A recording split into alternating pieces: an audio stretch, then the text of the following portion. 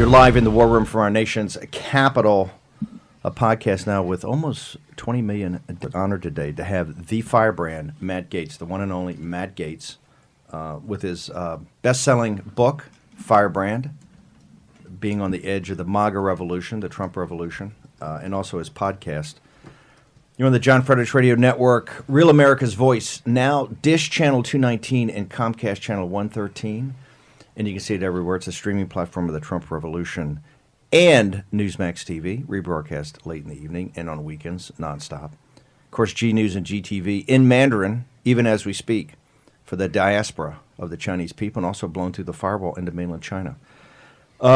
We wanted the entire first hour today. There's so much going on in Michigan, in Wisconsin, in Pennsylvania, in Georgia, in Nevada, for this closing the deal on President Trump's massive victory. We requested, and he consented to join us today, Matt Gaetz, for the entire first hour. Just as news, 12 noon at the Republican National Committee headquarters over on Capitol Hill, right next to the Capitol Hill Club.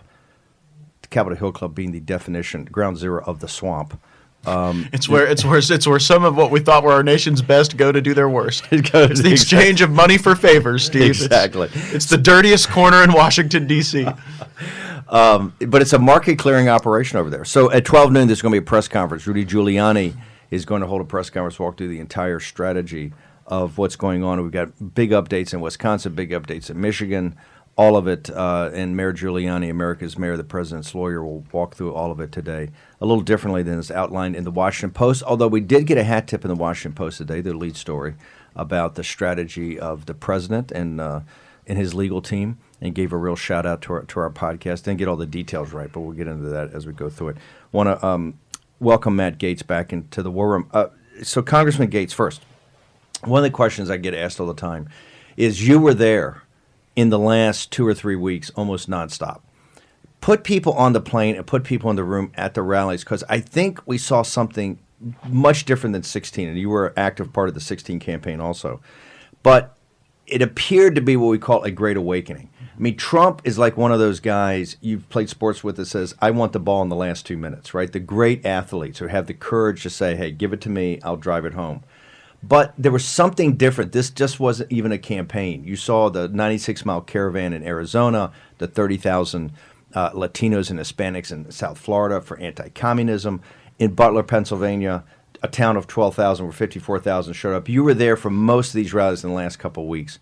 Walk people through what you saw and what you felt in those last couple of weeks. Well, in 2016, you'll remember, the country had gone through a malaise. Barack Obama told us we could never really achieve 3% growth. We just had to get used to kind of trudging along as a nation. And I think President Trump inspired people that there was a better America ahead. That malaise is something different than the bludgeoning that the MAGA nation has been taking up until this last election. The impeachment of the president, the Russia hoax, the efforts to delegitimize him, and then this pandemic where you had national leaders, local leaders, state leaders doing everything they could to change the rules on voting to try to get the president, which is really what it was. They used the pandemic as a basis to try to go and tilt the election in their scale. And the people just responded with a total embrace of our nation and patriotism and success and the president. I would go to these rallies, Steve, where our model showed we might have 5,000 or 6,000 people, and 20,000 or 30,000 people would show up. And, you know, I heard the Democratic conference chair just the other day call these rallies the Make America Hate Again rallies. And it's just so obvious he's never been to one. Hakeem Jeffries, very bright guy, but very wrong on this issue, because there is something patriotic and loving where we recognize that this is the greatest country that's ever existed, and we want it to stay that way. And people came out to fight for it. And you know what? Donald Trump got 8 million more votes than he got in 2016. I mean, he ran a more energetic campaign from his own standpoint probably in 2020 than 2016. And it's just crazy to see the rules in some of these states allow for a ballot laundering system that lets them figure out how many Trump got. Let's go to that. You're people. A lot of folks may not know this. You're also a terrific lawyer and a trial lawyer, right?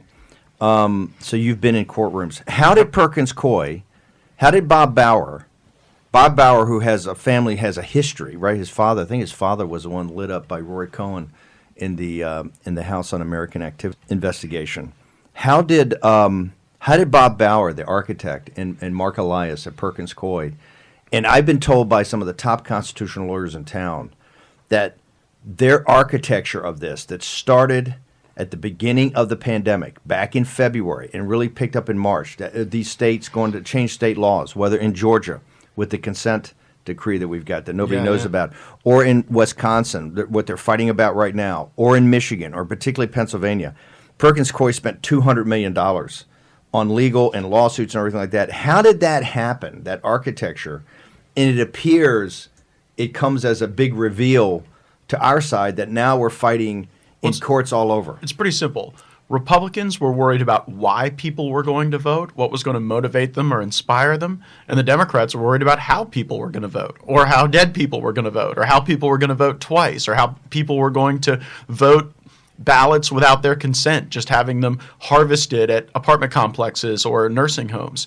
And when we look at the data now, there are just these obvious anomalies, right? Like in the state of Pennsylvania, in 2020, more people registered to vote over the age of 90 than in the prior 4 years combined. Now, either you got to believe that 2020, in the middle of a pandemic, was the year a bunch of 90-year-olds woke up and said, you know what, this is the year that I've got to go register to vote.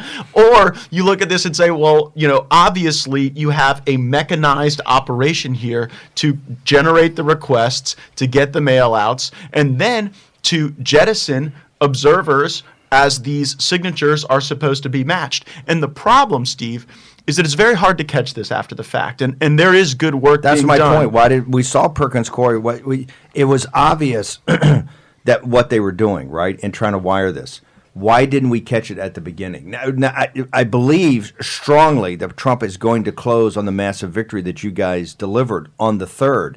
But we're fighting not a rearguard action. We're now into it in different states to basically decertify these election results. Well, this is the new Russia hoax. This is the new way to delegitimize the Trump movement, right? Is to have just willed these ballots out of thin air in some places. I mean, in Wayne County, they cannot match the ballots to the registered voters. How is this okay? And then the Republicans, just like during some virtual town hall meeting, get called racists for a few hours because they want to have integrity in the counted votes, and they cave. And now they're apparently talking about bullying and wanting to uncertify their action. Well, they rescinded last night. Yeah, but like, would that ever happen to the Democrats, Steve? Like, to your point about how they set up for this and how we set up for this, is there any? They would have a purple-haired warlord from the Chaz in that seat, unwilling to give an inch. And like, we've got people who, you know, at the first sign of being called a racist are like, well, let's just certify this and kind of after the fact see what happens. Upon further review. No, but you know, I want to give these guys a little bit of safety here. If you actually read their affidavits, which I have here before me,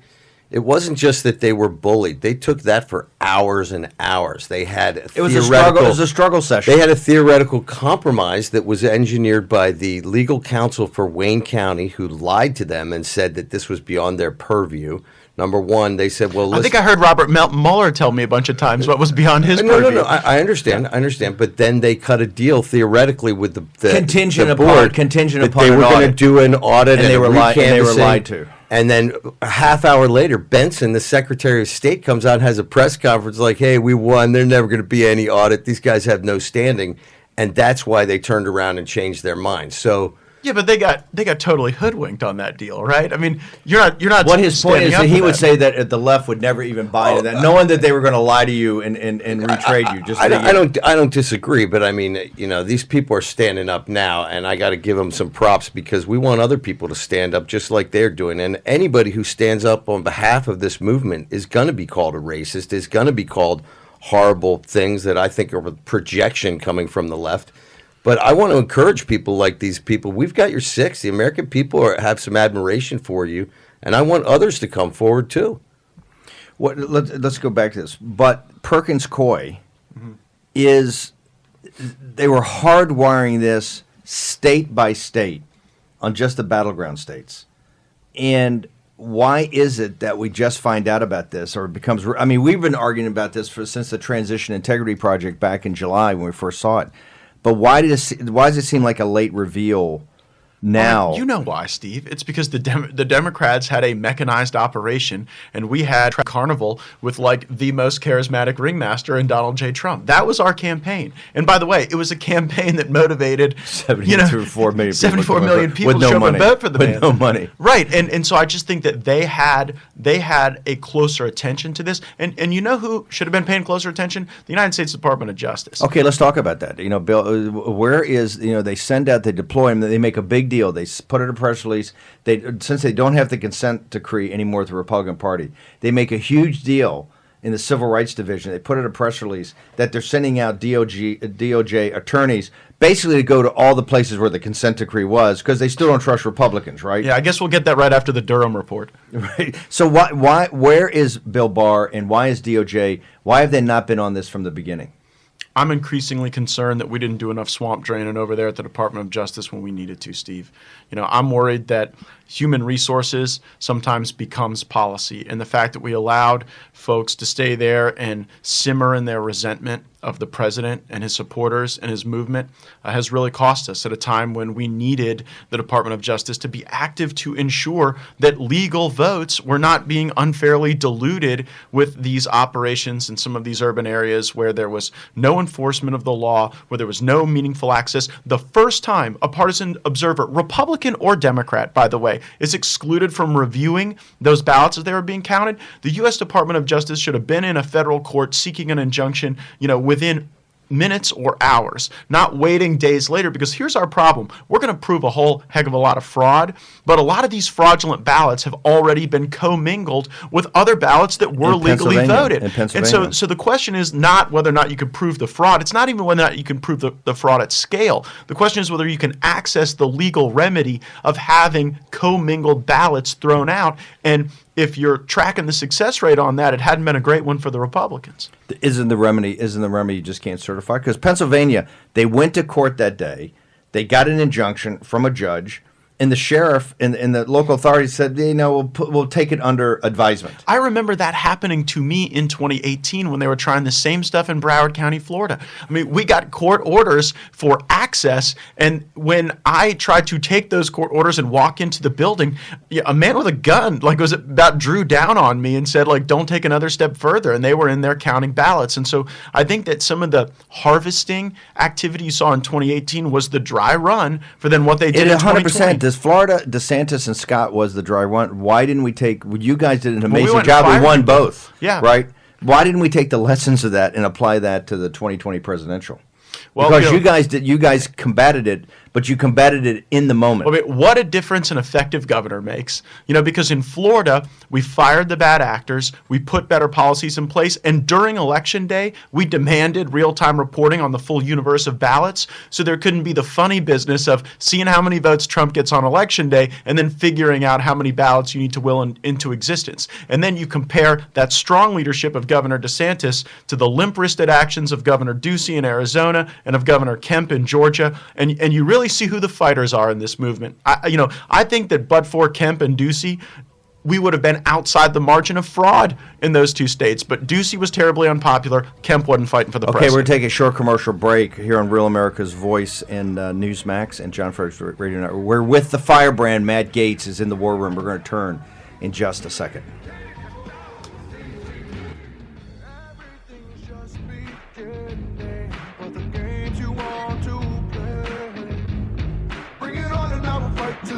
Just watch and see. It's all started, everything's begun, and you are over, 'cause we're taking down. War Room Pandemic with Stephen K. Bannon. The epidemic is a demon, and we cannot let this demon hide. War Room Pandemic. Here's your host, Stephen K. Bannon.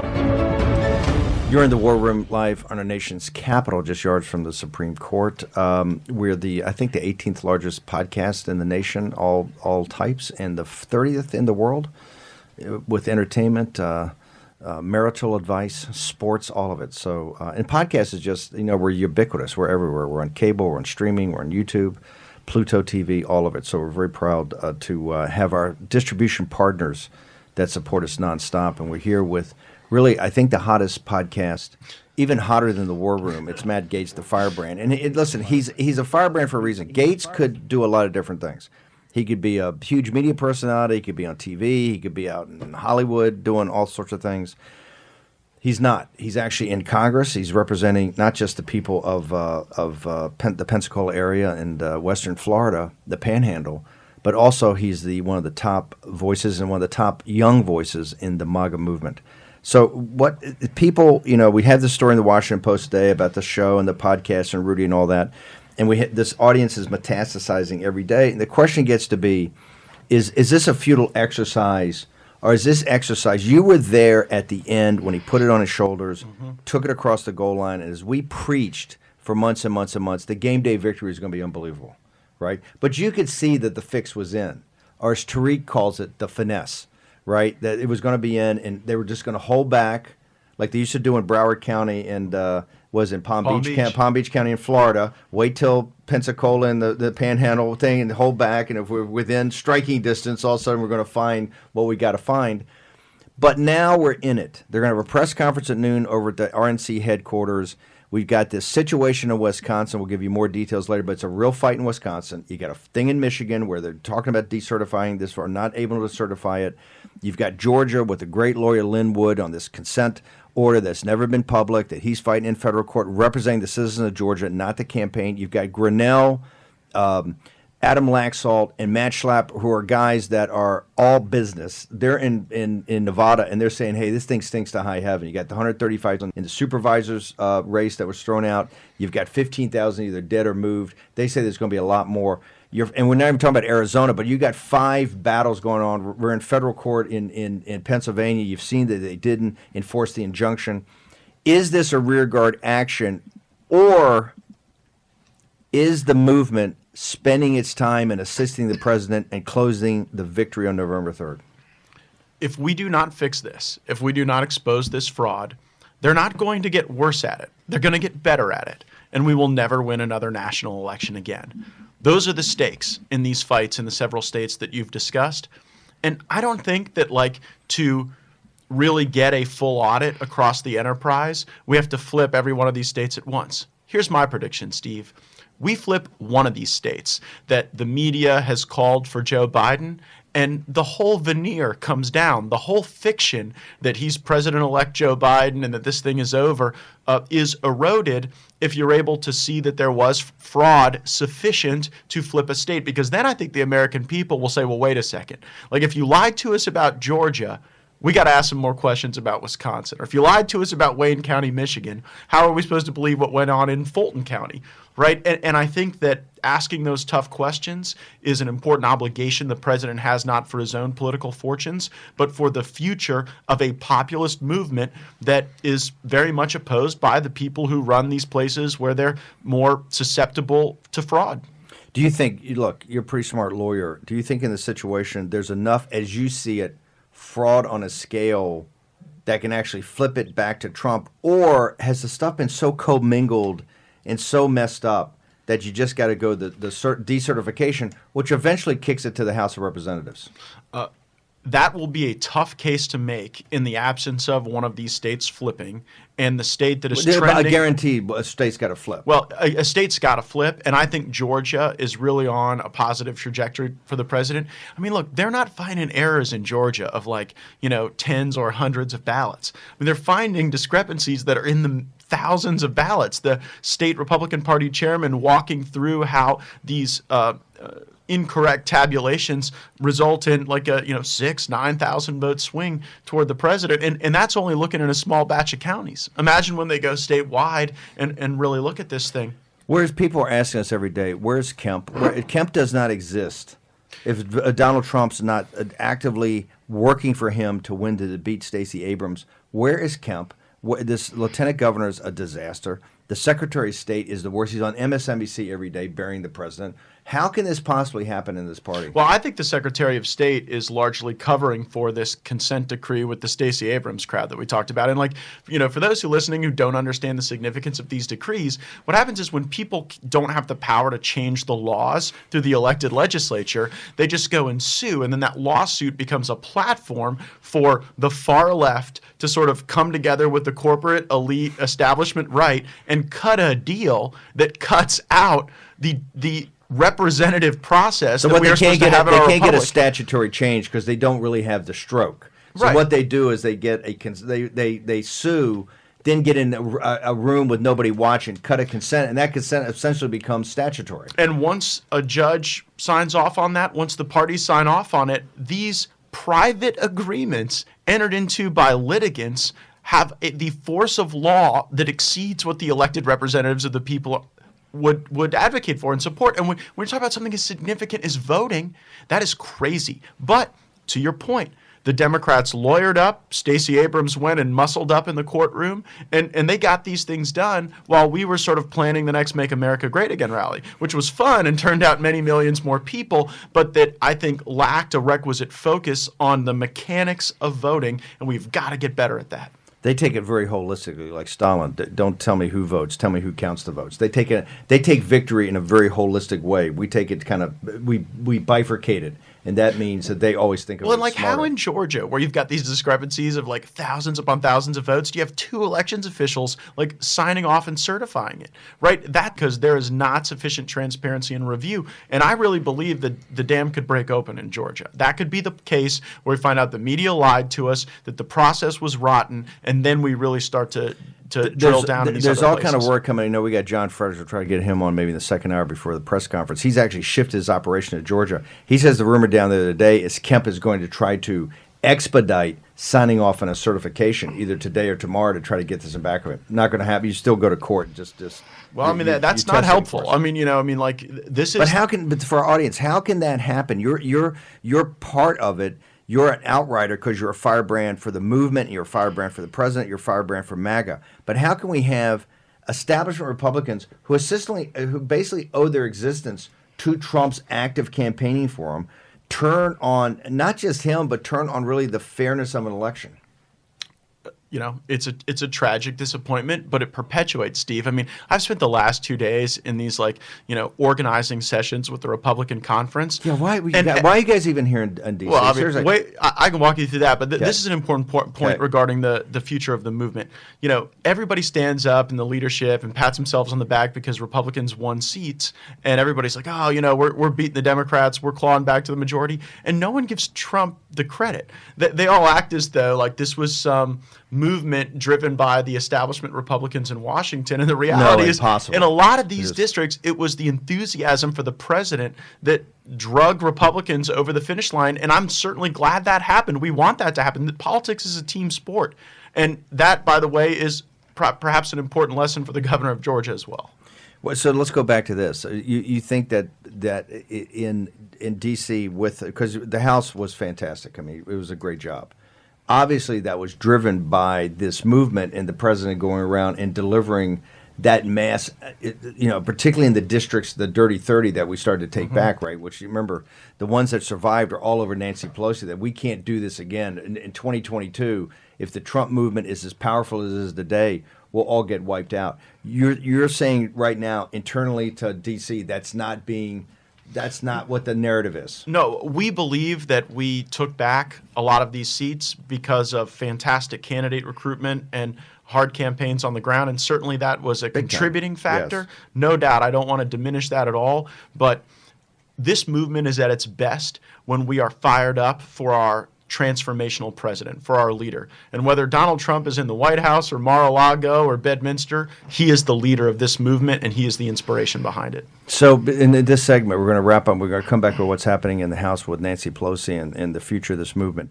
But for our audience, this is a fight worth having right now. Not about the future, but about right now to try to close in this victory.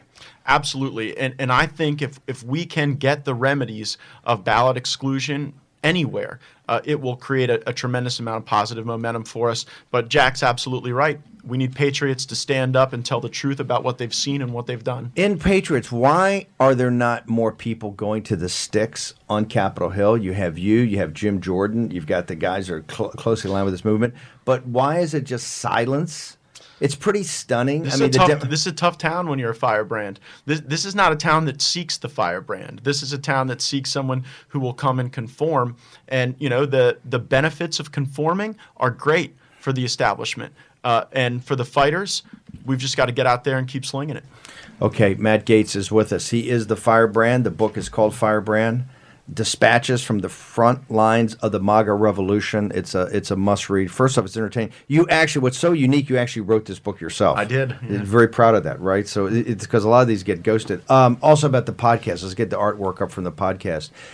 You've got 30 seconds for the end of the segment. Tell people, how do you do the podcast? Hot Takes with Matt Gaetz each and every weekday. If you want to know what I'm thinking and the news we're reviewing and the inside, behind-the-scenes negotiations in the Congress, you can tune in on your commute and get some hot takes from me. Okay, we're going to take a short commercial break. Raheem Kassam, Jack Maxey, Congressman Matt Gaetz, the firebrand, Stephen K. Bannon in the War Room. We're going to return in just a moment. Just a programming note at 12 noon from the Republican National Committee's headquarters on Capitol Hill. Rudy Giuliani, the entire legal team of the president, will be giving a live press conference that will be covered in its entirety by Real America's Voice, and we'll try to get some commentary in there. We'll be back.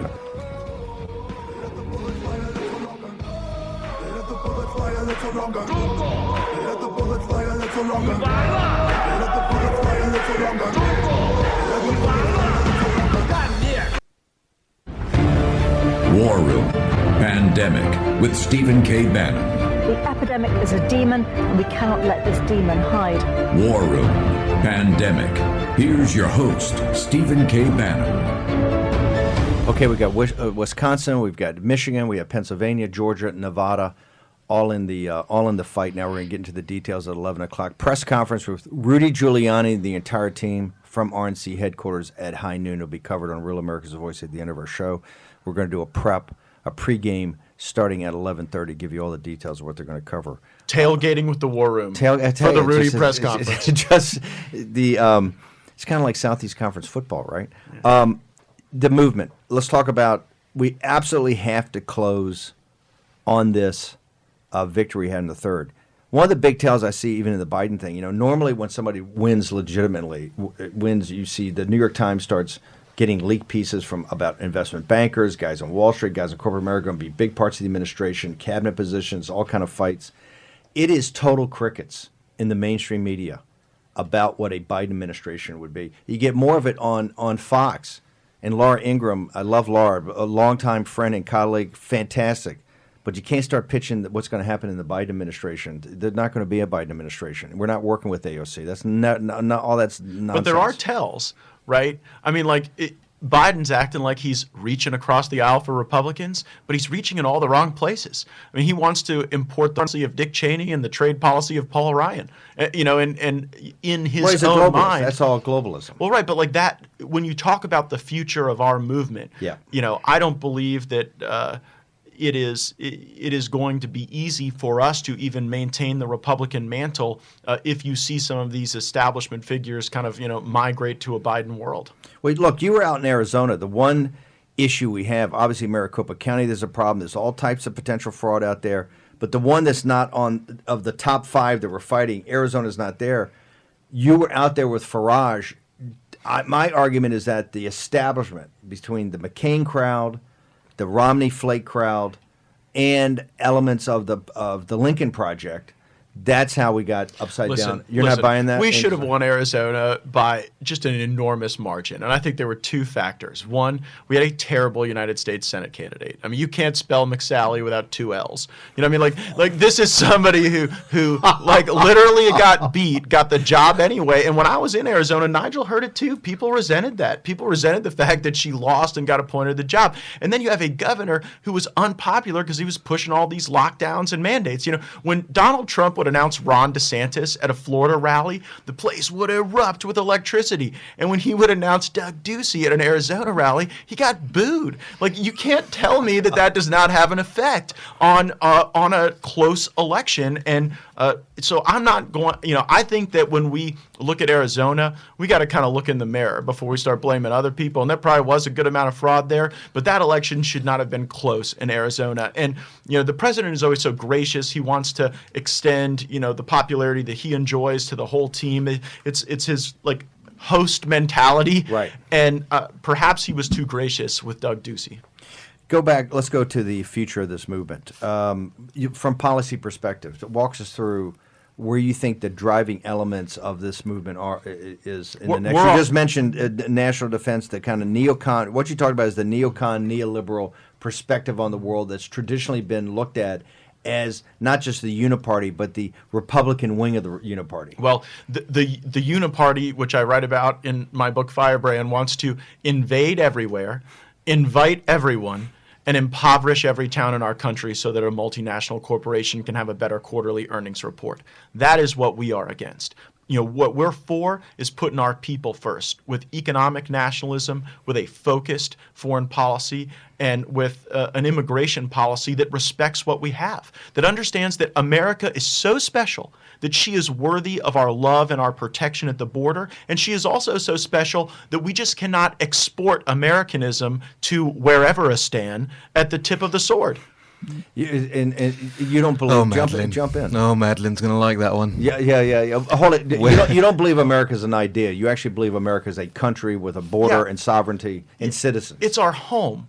And if we love our home, we must protect our home. I also write about how we have to keep our home splendid. To me, the America First movement needs to be a movement that embraces a clean environment. You wouldn't let somebody walk into your home and trash it and leave. And so why would we ever let people do that to our precious air, to our precious waterways? And President Trump doesn't get nearly enough credit for the work his administration has done. Just have smarter environmental policies, not with more extensive government control, but with more innovation that has allowed our nation to reduce emissions, to become cleaner, and to become a better example to the world. And by the way, that doesn't mean being the world's patsy or the world's piggy bank. You see, Obama, Biden, these cats think that the way that we advance America's hegemony is by just deploying a ton of our cash to other places with no real benefit to our people because it makes them feel better in all their globalist meetings and all of their, Davos high tea parties. No offense, Raheem. Did it strike you that Biden, his only big policy thing was to go to Scranton and try to become a faux populist and faux economic nationalist for that one time? You never really saw him put forward a policy agenda because they don't want to talk about Build Back Better, which is this whole bizarro, It's just the ink blot test, right? Yeah, Joe Biden is the ink blot candidate. Everybody stares at the ink blot and sees what the they want to Rorschach see. test, where you can pick out there because it's a cipher. Mm-hmm. You agree with that? So, what do you think the agenda that they've really gotten back of that? They clearly have an agenda, right? What is it in opposition to what our movement is?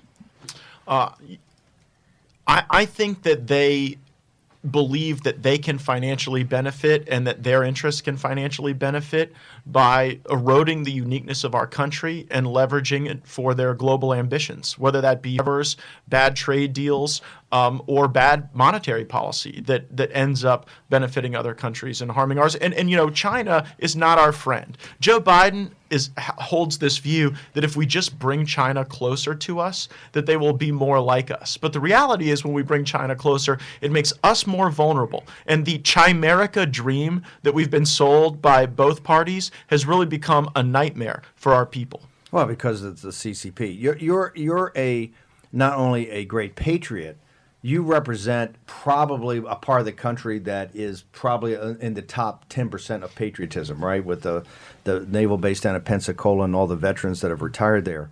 But you're also the leading edge of, hey, we can't have these forever wars and we can't be deployed everywhere. And you're one of the big advocates of saying, hey, in Afghanistan and Iraq, enough's enough. And we've got to start making tough decisions about bringing guys home. And, of course, the apparatus, the Cheney part of the apparatus is going absolutely nuts. Walk through, how do you balance the patriotism, right, with the America First national security policy? Well, there are real challenges in the world. You talk about a lot of them on this podcast.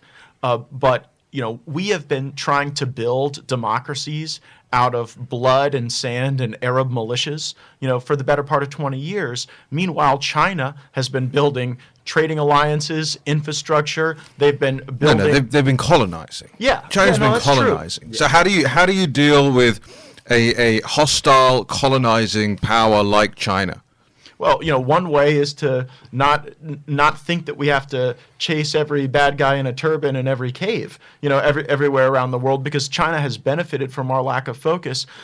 But look, they're playing a different game than we are, Raheem. They steal our stuff, they replicate our products, and then they replace us in the global market. And America's edge on the world is our innovation edge. The fact that, just look at these vaccines. We were told we were going to have to wait 18 months to get anything. We got 2 in less than a year, right? And so if we lose that, we do lose something special about America. And when we give it away by leaving the pantry open for China, I think we become very fragile. When China deploys thousands of engineers to Africa, they're not engineers, right? They're military. They're military personnel, and they're there to do a military occupation. That's what they're there for, to secure the resources, assets on the ground, and make sure that the things that they want to take out of those countries are taken out of those countries. It's the British Empire mindset and mantra to dominating the developing world. It's the British East India Company. Exactly. How the question is how, without having to deploy your own troops to places that have little, I won't say none, little national interest for the United States, how do you combat the CCP? I don't know that we really know yet. I think it takes a whole of government approach that we're not at, but we're all right. Tell us. You have to go back to where the power is being projected from, and the line is take down the CCP. Right? It's not push them back out of Africa and just allow them to come back again. It's you have to. Would you advocate stronger? Because right now in the unrestricted warfare, you have information war, which is cyber. You have economic war. Would you advocate stronger, actually direct confrontation with the Chinese Communist Party financially? Cut them off from the dollar, sanction their banks, sanction their individuals, do what we're doing to the mullahs to the 10th power. Because right now you can see with Beijing, Pakistan, Iran, Turkey, and Russia, there's a coordinated effort to control the Eurasian landmass, right, and push us off and take, destroy our allies or co-opt them. In addition, that's the old geopolitics of territory. There's also a geopolitics of new technologies where you see that they're very advanced, and quite frankly, our tech oligarchs, which I know you're at the forefront of trying to rein in, the tech oligarchs are essentially kowtowing to them. That's why we have a firewall here in the United States. Every bit as tough as a firewall. But Bill Clinton told us that China wouldn't be able to control the internet, that would be like nailing Jell-O to the wall. Well, it turns out they nailed that damn Jell-O to the wall in China. And technology just means you're able to do with less. And in many ways, that can make authoritarianism more efficient and more effective. But I don't believe I answered Raheem's question adequately.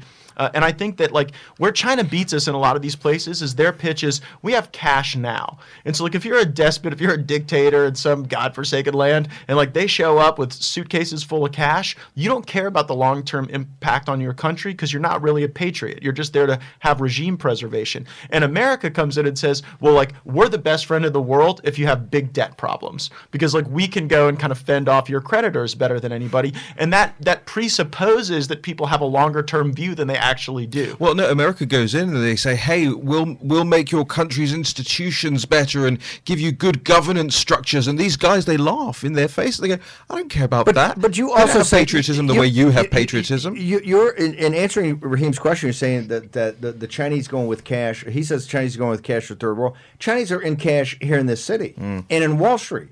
The influence peddling of the Chinese. Latin America. You made one of the most one of the smartest comments about these hearings that were going on when you said a lot of the guys on even our side of the football were not going after the tech oligarchs. You're saying, hey, look where the PACs spend their money. Yeah. Look who's taking tech PAC money right now. That's why we're playing softball at these hearings. I am the only Republican in Congress who doesn't take any PAC money because the American people are my only special interest. Now, how can you survive doing that? I rely on the people, and the other thing is I don't advertise very much. I didn't run a single ad in my last campaign, even though my opponent raised and spent millions, because I just figure if people want to know what I have to say, it's pretty easy to find out without me bombarding your text messages. No wonder the podcast is so hot. Well, you literally didn't take it an ad the last in this cycle. I did not, and I didn't need to, because my people know me and I know them. But there's a broader point here. How can Republicans in Congress take tens of thousands of dollars, sometimes have hundreds of thousands of dollars moved through their political operations from these big tech companies, and then go home to their constituents and say, well, there are no strings attached? I mean, doesn't everybody get what a total joke that is? And it's one of the reasons why I think that, we need to get members of Congress out of D.C. more. This is a terrible place where the lobbyists have mechanized the ability to buy people off. And with the tech companies, when they don't buy you off through campaign donations, they hire your family members and your spouses as consultants and contractors. And, the reason it's all professional wrestling is that nothing ever happens. And oftentimes after these big tech hearings, the valuations of these companies go up. Their stock prices rise after the hearings because everybody knows it's a total joke, and we're never going to repeal the special immunities they have that allow their censorship to persist. Okay, we're going to return with Matt Gaetz in just a moment.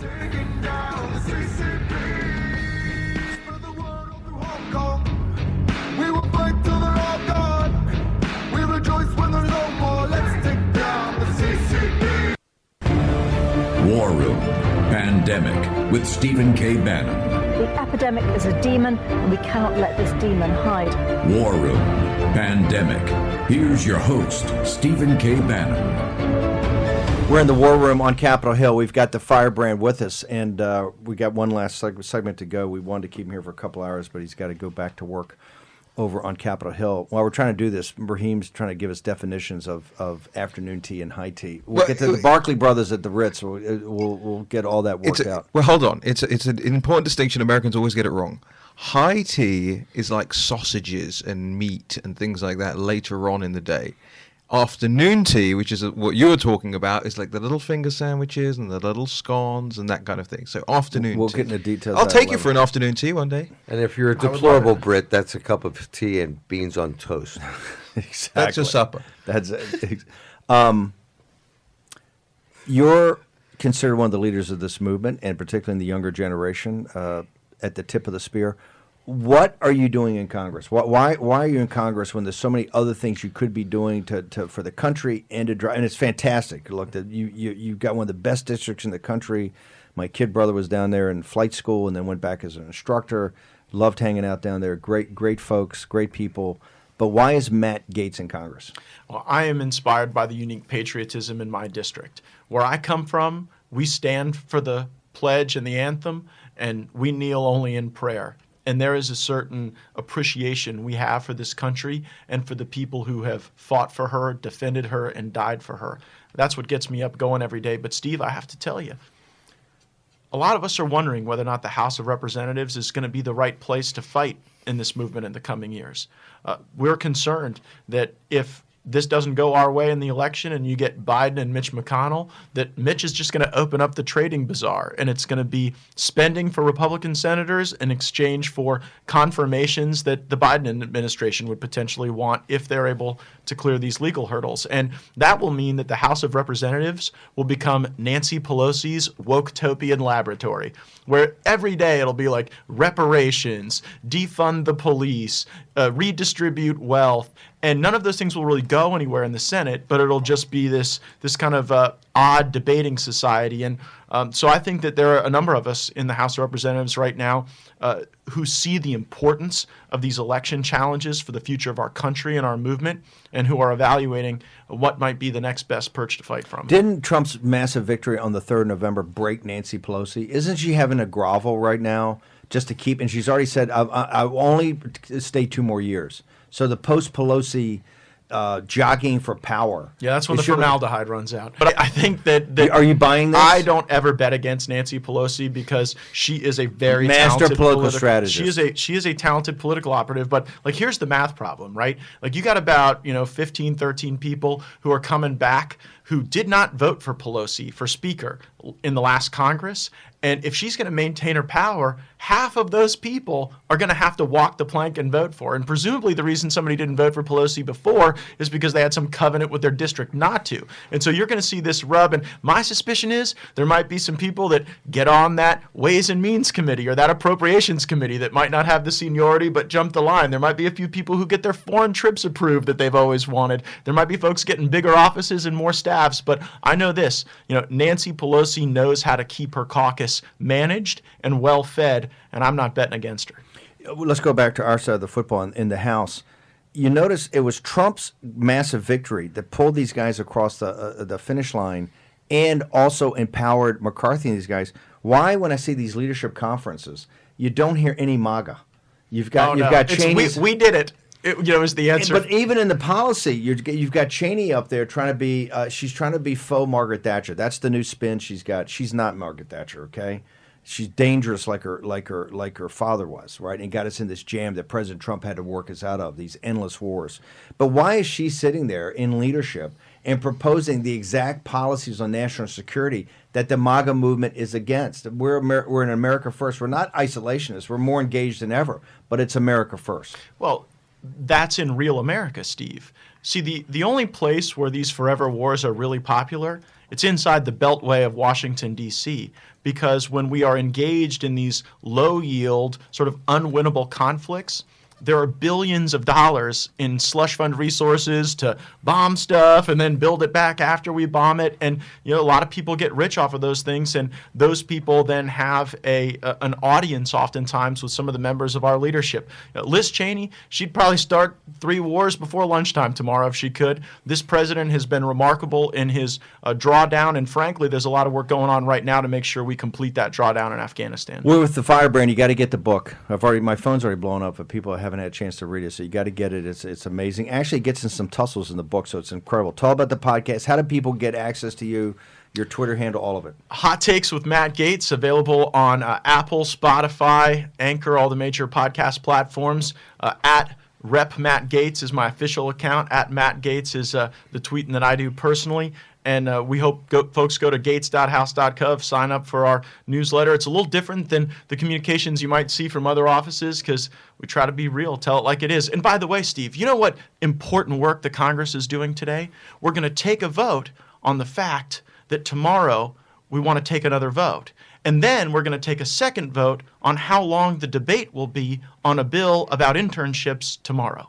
Are you an advocate, Jack, I know is a big name in this, and because of the Constitution, actually being here? Or are you coming to a different opinion? Got about a minute left, a different opinion that we just go home, just do a remote if it's just going to waste time. Folks should check out my op-ed in the Washington Examiner yesterday. Republicans are wrong on remote voting. And I understand that there are frailties and flaws with remote voting, but anything that gets members of Congress out of Washington, D.C. will be devastating to the lobbyists and special interests that are hollowing out our nation. Okay, we've had Matt Gaetz. Remember, the book is Firebrand, Amazon. Then you also go to your website. I take right. it. So you go to Amazon, in bookstores everywhere if you can even get into a bookstore. Have you had a session at Politics and Prose? Have they invited you over to have not. We got to work on that. Politics and Prose, Matt Gaetz. That'd be worth covering. Live press conference at the RNC today. Matt Gaetz has been a guest. Congressman, thank you very much for coming. You are a firebrand. In a town that does not reward firebrands, right, but a movement that does. Okay, we're going to go to Michigan. We're going to go to Wisconsin. We're going to go to Georgia on the next hour and then do the pregame. The tailgate starting at 11:30, the pregame show for the press conference Rudy Giuliani and the team are going to have at the RNC. This is Stephen K. Bannon in the War Room. Congressman Matt Gaetz, the firebrand, Raheem Kassam, Jack Maxey. We're going to return in just a moment.